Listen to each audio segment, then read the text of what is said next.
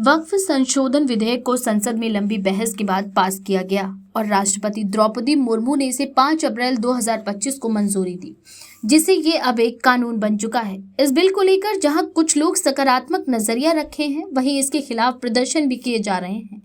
जब से वक्फ संशोधन का मुद्दा संसद में उठा है, कई विपक्षी पार्टियां सरकार की नीतियों पर सवालिया निशान खड़े कर रही हैं। वहीं दूसरी तरफ बिहार में जहां जेडीयू का मुस्लिम वोटों पर दबदबा था, उसने इस बिल के समर्थन में मोदी सरकार का साथ दिया। ये सवाल उठाता है कि बीजेपी ने जेडीयू को इस बिल पर आखिरकार कैसे राजी किया।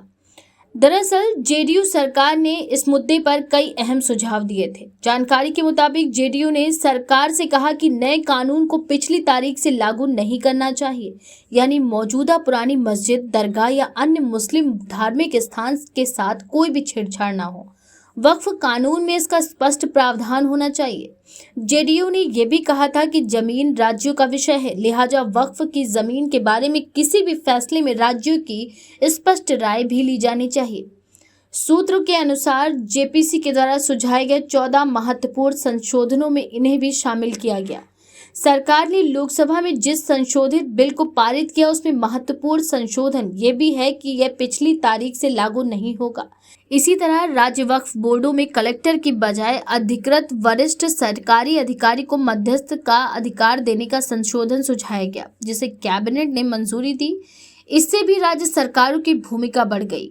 इस तरह जेडीयू के सभी महत्वपूर्ण सुझावों को मान लिया गया, जिससे जेडीयू का भरोसा बढ़ा। वहीं वक्फ बोर्ड पर पार्टी जैसे ही समर्थन में आई तो जेडीयू में भी खलबली मच गई। बता दें कि वक्फ बिल पर जेडीयू का समर्थन आते ही पार्टी के कई पुराने नेता नाराज होकर इस्तीफा देने लगे। कुछ मुस्लिम नेताओं ने भी पार्टी छोड़ दी और विरोध स्वरूप नेम प्लेट तक तोड़ दी।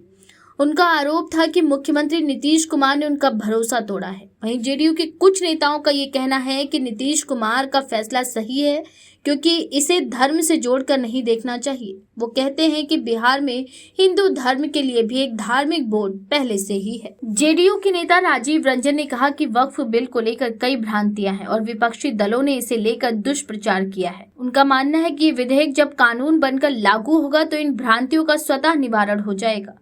वक्फ बिल के मुद्दे पर हो रही राजनीति पर पार्टी के प्रवक्ता राजीव रंजन ने भी कहा कि लोकसभा में हमारे 12 सांसद हैं और उन्होंने वक्फ बिल के समर्थन में मतदान किया, और राज्यसभा में हमारे 4 सांसद हैं। हम एनडीए के साथ पूरी मजबूती के साथ खड़े हैं।